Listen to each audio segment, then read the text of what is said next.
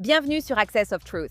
Cette semaine, malgré le cessez-le-feu, la République islamique a intensifié ses actions, frappé des cibles aux Émirats arabes unis, attaqué des navires dans le détroit d'Ormuz, fait grimper les prix du pétrole, exécuté des prisonniers et maintenu 92 millions de personnes sans Internet. La vraie question maintenant, c'est qu'est-ce que le monde va réellement faire à ce sujet? Cette semaine, la République islamique a élargi le conflit hors de ses frontières et visé les Émirats arabes unis, frappant Fujairah, centre énergétique et maritime clé du golfe de Vermont. Ce n'est pas un geste symbolique. Fujairah est l'une des routes de contournement les plus importantes pour le flux mondial de pétrole qui ne passe pas par le détroit d'Ormuz. La ciblée constitue une menace directe pour la sécurité énergétique mondiale et une escalade délibérée de la part du régime, à un moment où il y aurait encore des canaux diplomatiques ouverts. Cela remet aussi en cause toute affirmation que le régime agirait dans le cadre d'un cessez-le-feu ou d'un processus de désescalade. Simultanément, les responsables et parlementaires de la République islamique accentuent leur rhétorique sur le détroit d'Ormuz, évoquant des propositions visant à bloquer certains navires et à en contraindre d'autres à payer ce qu'ils présentent comme une compensation. Lundi, ils ont aussi tiré sur des navires de la marine américaine et endommagé un navire sud-coréen. C'est une tentative d'affirmer le contrôle sur une voie de transit internationale qui est protégée par le droit maritime. Le détroit voit transiter une grande part de l'approvisionnement pétrolier mondial. S'en servir comme levier dépasse la région. C'est une menace économique mondiale qui concerne le monde entier.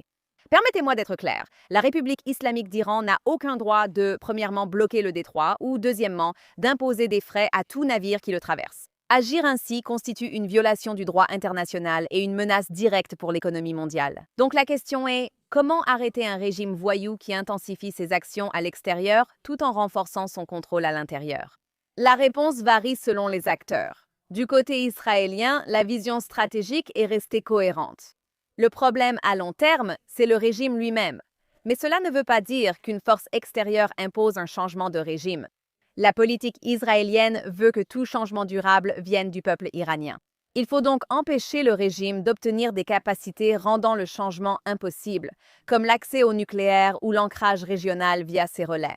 Israël ne peut pas et n'acceptera pas un accord qui permettrait au régime de continuer à menacer les citoyens israéliens ou la région, que ce soit par leur programme de missiles balistiques, leur soutien à des groupes terroristes affiliés ou leur quête d'armes nucléaires. Du point de vue américain, la tension s'est resserrée. La priorité pour le président Trump est clairement d'arrêter l'enrichissement de l'uranium et d'éviter un Iran nucléaire. Le président Trump s'est moins concentré sur le changement de régime et davantage sur la limitation des capacités. Le problème, c'est qu'un accord demande un interlocuteur fonctionnel. Or, en Iran, il n'existe pas de structure décisionnelle stable et centralisée, même dans le régime. Des divisions internes sont évidentes et les gardiens de la révolution islamique dominent davantage les décisions de sécurité et de stratégie. Cela soulève des questions sur qui peut engager l'État et faire respecter un engagement, si tant est qu'il puisse être pris. Du point de vue des Iraniens, la position est claire. Ils ne jugent pas ce régime légitime et ne soutiennent pas les accords prolongeant sa survie. Ils estiment que ces accords fournissent des ressources utilisées contre eux, et ils ont raison. La pression interne est l'une des rares variables qui a constamment contesté le système. C'est pourquoi, alors que tout cela se passe à l'extérieur, la situation interne continue de se détériorer. Rien que ces derniers jours, le régime a procédé à plusieurs exécutions. Lundi à Mashhad, Mehdi Rassouli, Mohamed Reza Miri et Ibrahim Dorat-Abadi ont été exécutés. Dimanche à Urmia, Merab Abdullahzadeh, un autre manifestant, a été exécuté. Et samedi, Yacoub Karimpour et Nasser Bekrazadeh ont été exécutés après que leurs peines ont été confirmées sur la base de fausses accusations d'espionnage. Le régime a également battu à mort un Iranien cette semaine pour avoir possédé Starlink. Tous ces cas suivent le schéma plus large de procédures accélérées, d'un accès limité ou inexistant à la défense juridique et d'une forte dépendance aux aveux forcés. Les inquiétudes augmentent en Iran sur une possible exécution massive de manifestants par le régime sous pression croissante. Ce ne serait pas une première pour le régime. En parallèle, la coupure d'Internet s'inscrit dans la même stratégie avec des restrictions généralisées en place depuis plus de 8 semaines. L'accès est totalement restreint pour le citoyen moyen, sauf pour ceux qui possèdent des cartes SIM blanches et sont approuvés par le régime pour le promouvoir. La communication est complètement perturbée et le flux d'informations sortant du pays est intentionnellement limité. Cela rend beaucoup plus difficile pour les familles de suivre les détentions ou même d'obtenir des preuves des abus afin qu'elles parviennent au monde extérieur. Les forces de sécurité ont renforcé leur présence. En plus de toutes les persécutions en cours, des rapports font état de points de contrôle, de détentions massives et d'une activité accrue à la fois des gardiens de la révolution islamique et du Basij sur le terrain. Le nombre d'arrestations liées à des accusations de sécurité nationale a également fortement augmenté et les conditions de détention restent une préoccupation majeure. Donc, quand on regarde l'ensemble de la situation ici, l'escalade externe, la répression interne, une structure de pouvoir fragmentée, la réponse politique ne peut pas se limiter à une seule voie. La dissuasion militaire est un volet, mais à elle seule, elle ne traite pas la manière dont ce système, le corps des gardiens de la révolution islamique, se maintient. C'est ici que la coordination internationale actuellement absente est nécessaire. D'abord, sur le plan diplomatique, les pays ont des options sous-utilisées. L'expulsion des diplomates du régime en fait partie, surtout lorsque les ambassades sont associées à des activités opérationnelles ou à des réseaux d'influence, ce qui, soyons honnêtes, vaut pour la plupart d'entre elles. Il y a aussi la question de la participation aux institutions internationales comme l'ONU. La semaine dernière seulement, l'ONU a voté pour que le régime islamique soit vice-président de la conférence sur la non-prolifération nucléaire. Oui, c'est vraiment le nom de la conférence. Continuer à normaliser les relations avec ce régime, malgré tout ce qu'il fait, donne un niveau de légitimité au régime qui ne reflète vraiment pas la façon dont il se comporte, que ce soit à l'intérieur ou à l'extérieur. Le deuxième facteur est financier. L'accent doit être mis sur les gardiens de la révolution et les réseaux associés, parce que ces structures opèrent avec des milliards de dollars volés à la richesse de la nation iranienne à travers des sociétés écrans, des organisations caritatives et des entités commerciales dans plusieurs pays. Des sanctions ciblées existent, mais leur application et leur extension sont totalement incohérentes. Et nous devons voir l'identification des avoirs, leur saisie et des restrictions d'accès aux systèmes financiers internationaux, qui sont tous des outils à la disposition de ces pays, mais qui n'ont tout simplement pas été utilisés. Les actions juridiques et réglementaires sont aussi très pertinentes ici. Les pays peuvent et doivent enquêter, lorsque cela est approprié, et poursuivre en justice les individus et les entités impliquées dans le blanchiment d'argent, l'évasion des sanctions ou des opérations d'influence. Des opérations qui sont liées au régime et qui, honnêtement, ont lieu quotidiennement, comme nous le voyons dans les médias et sur les réseaux sociaux. Plusieurs pays ont déjà classé le CGRI comme groupe terroriste, mais d'autres, dont le Royaume-Uni, ne l'ont pas encore fait. Dans ces cas-là, la politique de désignation fait partie de l'équation lorsqu'il s'agit de faire tomber ce régime. L'absence de désignation officielle du CGRI comme groupe terroriste a des conséquences concrètes sur l'application de la loi et les poursuites judiciaires. Et troisièmement, le dernier facteur dont je veux parler aujourd'hui est le rôle des accords parallèles et des ententes informelles qui accordent des concessions au régime. Maintenant, ces accords peuvent certes servir des objectifs à court terme pour des cas spécifiques comme la libération d'otages, mais ils renforcent aussi la capacité du régime à poursuivre et à encourager la prise d'otages et d'autres comportements terroristes. Le problème fondamental ici, c'est que le régime a démontré au fil du temps qu'il utilise les périodes de réduction de pression pour se consolider et non pour se modérer. En même temps, les dynamiques internes continuent de jouer un rôle important sur le terrain en Iran. L'opposition publique n'a pas disparu, elle a été réprimée. Et le niveau actuel de présence sécuritaire et de contrôle de l'information indique que les autorités en Iran se préparent à la possibilité de nouveaux troubles. Donc, le défi politique ne consiste pas simplement à savoir comment réagir à un incident isolé, à des frappes aériennes en cours ou à un seul cycle de négociation. Il s'agit de savoir comment faire face à un système qui opère simultanément dans les domaines militaires, économiques et informationnels et qui nécessite également une réponse agissant dans ces mêmes domaines, avec une coordination entre les pays directement visés par les actions du régime et ceux qui sont indirectement affectés, que ce soit par les marchés de l'énergie, les risques sécuritaires ou les réseaux transnationaux.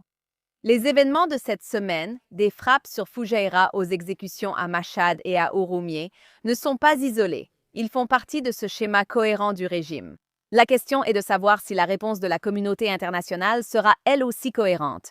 Jusqu'à présent, elle n'a pas été suffisante ces dernières années. Mais avec les bons mécanismes d'application, la communauté internationale, je crois, a une occasion rare de porter un coup très dur à un régime voyou sans que la plupart de ces pays aient à tirer un seul coup de feu. Abordons notre prochaine histoire. Nous évoquons souvent ici les opérations d'influence iraniennes, russes et autres sur les réseaux sociaux.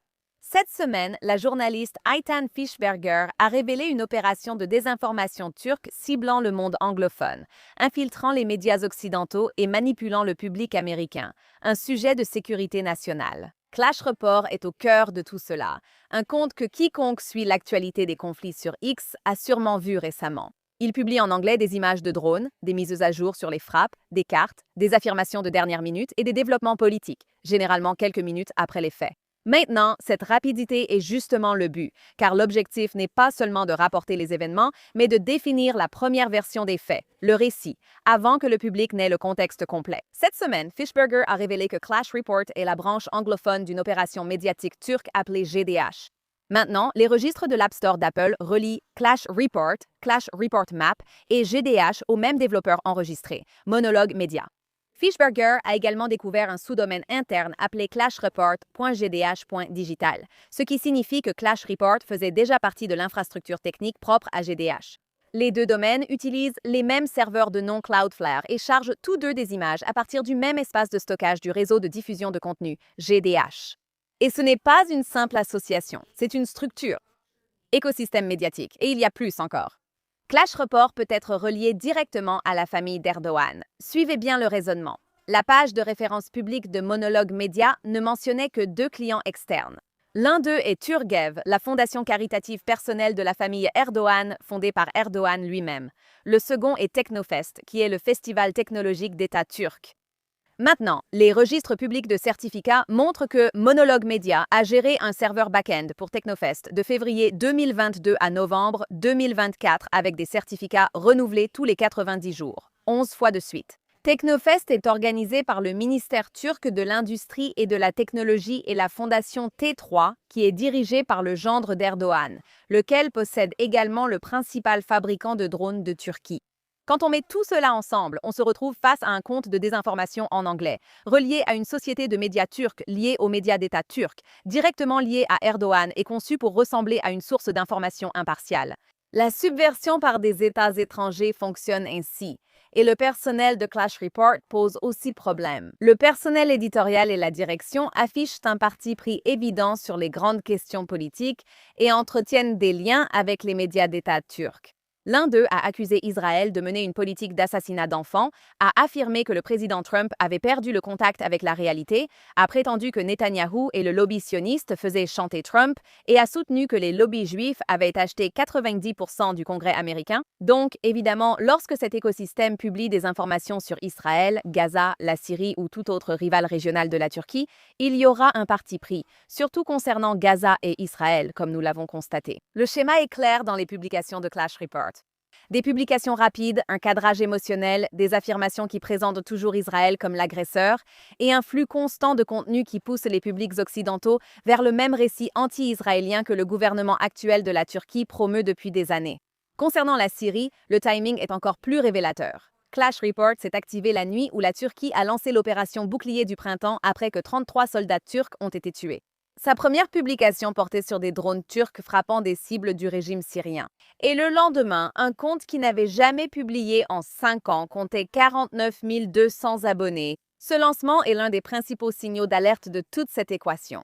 Le pseudo a été créé en mai 2015 et resté inactif pendant presque 5 ans, puis a été activé le 28 février 2020. Cette nuit-là, la Turquie a mené l'une de ses plus grandes opérations militaires. Aucune croissance organique normale, explique un compte qui passe de plusieurs années d'inactivité à plus de 49 000 abonnés en une seule journée. Surtout lorsque sa première publication a justement coïncidé avec une importante opération militaire turque. Depuis, Clash Report répète ce schéma. Publication en anglais peu après les événements, avec images de drones, mise à jour de frappe et annonces de dernière minute. En pratique, cela signifie qu'ils imposent leur récit en définissant l'histoire avant que le contexte ne soit disponible. Et ensuite vient l'amplification. Grâce à leur précocité et à la nature des algorithmes, le contenu de Clash Report a été relayé par des journalistes occidentaux, agences de presse, influenceurs, podcasteurs, figures du secteur technologique, politiciens et représentants gouvernementaux. Donc, cela ne restait pas en marge des réseaux sociaux. Cela s'intégrait directement dans l'écosystème informationnel occidental, ce qui est exactement leur objectif. La subversion menée par un État étranger n'a pas à créer de fausses publications. Elle peut utiliser de vraies vidéos, de vraies cartes et même parfois de vraies informations pour manipuler l'opinion publique américaine et façonner le récit grâce à la rapidité, à l'angle choisi et à l'omission. Clash Report a inspiré beaucoup de confiance grâce à sa rapidité, puis a cherché à imposer un cadrage favorable aux intérêts de la Turquie. Ceci est une ingérence étrangère dans l'espace informationnel et cela doit être traité, abordé et géré exactement de cette manière. Et nous passons maintenant au bon, à la brute et au truand, en commençant par la mauvaise histoire de cette semaine. L'activisme performatif dans toute sa splendeur. Cette vidéo absolument ridicule a fait surface hier sur les réseaux sociaux, montrant deux des activistes idiots de la flottille en train de danser de manière sexualisée. Eh bien, à moitié nus, déguisés en terroristes. Elles appellent à la libération de leur collègue minable, Thiago Avila, un fanatique brésilien anti-Israël, ainsi que du ressortissant espagnol Saïf Aboukeshek. J'aimerais vraiment voir ces idiotes tenter ce genre de coup à Gaza, et je pense sincèrement qu'on devrait les laisser entrer pour voir comment une société contrôlée par le Hamas islamiste réagirait à leur apparence. Bonne chance à elles. Passons en revue qui sont ces deux militantes de la flottille actuellement détenues par Israël. Et non, ce n'est pas lié à leur militantisme. C'est parce qu'elles ont de réels liens présumés avec des organisations terroristes. Avila n'est pas une simple bénévole au hasard. C'est un récidiviste des flottilles qui en a organisé plus d'une. Et il est également soupçonné d'avoir des liens avec des organisations terroristes et a même été signalé par d'autres pays pour des raisons de sécurité. Aboukeshek ne vaut pas mieux. Il aurait des liens avec des réseaux associés au Hamas, y compris des activités décrites comme faisant partie d'une infrastructure de soutien opérant sous couverture civile. Un peu comme toute cette sinistre opération de flottille soi-disant humanitaire pour apporter de l'aide à Gaza, qui s'est en réalité transformée en une sordide croisière sexuelle, remplie d'accusations de harcèlement sexuel. De toute façon, il n'y a vraiment rien de plus stupide que des personnes comme ces filles. Et maintenant, passons à l'histoire sordide de la semaine. Et alors là, on a vraiment une situation très moche avec Bouchra Cher, dont j'ai déjà parlé plusieurs fois dans cette émission. Quand j'ai révélé que la République islamique payait des influenceurs occidentaux pour visiter l'Iran sous supervision et produire de la propagande pour l'Occident, eh bien, apparemment, ce programme d'influenceurs du régime est de retour, car plusieurs de ces activistes sont maintenant retournés en Iran, y compris la britannique-pakistanaise Bouchra Cher. Et le moment ne pourrait être plus écœurant. Les Iraniens subissent de fortes restrictions Internet depuis plus de 8 semaines. Un Iranien a été battu à mort cette semaine pour avoir possédé Starlink. Pourtant, Bouchra Cher a eu l'audace de publier depuis l'intérieur de l'Iran que les personnes en dehors du pays sont plus dérangées par l'accès limité à Internet que les Iraniens eux-mêmes. Tu es sérieuse? Ce n'est pas du journalisme, Bouchra. C'est du blanchiment d'image du régime avec ta caméra frontale. Eh bien, je pense que les choses pourraient devenir plus difficiles pour toi, Bouchra, parce que d'après ce que nous savons cette semaine, le Daily Mail a rapporté que Bouchra fait maintenant l'objet d'un examen antiterroriste. Après qu'elle-même a partagé une vidéo s'adressant à un rassemblement pro-régime en Iran avec des drapeaux du Hezbollah et du régime partout. Les inquiétudes portent notamment sur d'éventuelles violations des lois britanniques contre le terrorisme et sur la sécurité nationale, avec des accusations de soutien à un groupe terroriste ou d'agir pour l'Iran sans enregistrement. Je te rappelle que c'est la même Bouchra. Bouchra, qui a affirmé que les manifestations iraniennes étaient une guerre contre l'islam fabriquée par le Mossad, la CIA et l'impérialisme occidental, tout en présentant également la République islamique comme une championne des droits des femmes et en encourageant même publiquement Téhéran à développer des armes nucléaires. Elle a aussi relayé une affirmation sur des manifestants tués par le régime, ajoutant « Le vrai chiffre est de 6 millions ». C'est exactement le genre de haine antisémite et de moquerie de l'Holocauste écœurante qui vous dit tout ce que vous devez savoir sur l'univers moral dans lequel évolue Bouchra. Ce qui est incroyable, les gars, c'est que j'ai parcouru tout ce rassemblement au cœur de l'Iran sans porter de hijab. Et je sais exactement ce que beaucoup d'entre vous pensent. Vous vous demandez sûrement comment je peux être au milieu de l'Iran, sur cette place, sans mon foulard. Il ne m'est rien arrivé. Personne ne m'a agressé. Personne ne m'a rien dit. En fait, quand vous êtes une visiteuse en Iran, ils vous traitent tellement bien, même moi sans hijab. Mais c'est le fait que je sois venue ici. J'ai été accueillie. Et personne ne m'a fait la moindre remarque sur le fait que mes cheveux soient découverts. Voilà, mes amis, la réalité de l'information lorsqu'elle vous est présentée en direct du pays, surtout après avoir été longtemps influencé par la propagande des médias occidentaux. Ce n'est tout simplement pas vrai. Si un ressortissant britannique bénéficie d'un accès, d'une protection, de vol, d'hôtel, d'une tribune sur les médias d'État ou d'autres avantages de la République islamique tout en produisant du contenu servant la propagande du régime, cela doit faire l'objet d'une enquête. Point final. Je trouve incroyable que la République islamique ne puisse trouver aucun Iranien pour faire de la propagande en Occident. À la place, ils importent cette Britannique d'origine pakistanaise, admiratrice des gardiens de la Révolution, qui dit aux Iraniens d'être heureux sans Internet alors que des gens se font tuer en essayant de se connecter. Pathétique, odieux et absolument ignoble. Et enfin, pour finir sur une note positive, un politicien cette semaine qui sait vraiment comment répondre à la haine des Juifs. Cette semaine, la chef du Parti conservateur britannique, Kemi Badenoch, a fait ce que tant d'autres refusent de faire. Elle n'a pas hésité ni éludé la question. Elle l'a dénoncée directement. Regardez ceci. Ce ne sont pas des questions préparées. J'ai déjà donné une longue interview hier. Vous pouvez ne pas partager mes opinions, c'est votre droit, mais elles m'appartiennent. Non, ce sont mes opinions. Je veux que les gens sachent pourquoi ils votent avec moi. C'est très important. Et ce qu'ils auront avec moi, c'est quelqu'un de très très déterminé à mettre fin à ce climat d'intimidation et de haine envers les Juifs. Je fréquente des écoles primaires juives et des supermarchés avec des agents de sécurité à l'extérieur, ce que je n'ai vu devant aucune autre école primaire ici. Je vais dans des commerces juifs dont les vitrines sont brisées, la boulangerie Gale recouverte de graffitis. Nous devons arrêter de faire semblant que cela n'arrive pas. Nous ne voulons pas revivre les années 30 et ce que nous voyons, ce sont des gens qui cherchent des excuses pour cela. Vous n'aurez jamais d'excuses de ma part. Nous devons protéger les personnes juives. Et les personnes musulmanes. Nous subissons aussi des attaques de leur part. Fantastique. Merci. Des Juifs ont été tués dans des synagogues. Ne faisons pas semblant qu'il s'est passé autre chose. Mais ce n'est pas à propos de « si, ça l'est ». Si, ça l'est. Si, tout à fait. Si, tout à fait. Il est vraiment question des Juifs. Et tu peux dire tout ce que tu veux, mais c'est comme ça que les années 30 ont commencé, avec des gens qui faisaient semblant de ne pas voir ce qui se passait devant eux. Je ne mens pas. Je le vois bien. Je dis la vérité aux gens, je leur dis ce qui se passe vraiment. Je soutiens le peuple juif et je suis à leur côté. Désolé, je ne suis pas d'accord avec toi, il faut l'accepter. Oui, c'est dommage. Les gens savent où je me situe et je ne me laisserai pas intimider. Je n'y vais pas. Je suis de droite et très fière de l'être. Je ne fais pas de démagogie pour l'extrême droite. Je soutiens simplement. Ce que je fais, c'est soutenir le peuple juif face à l'ignorance que des gens comme toi diffusent. Et je ne me laisserai jamais intimider par cela. Allons-y, dis ce que tu as à dire.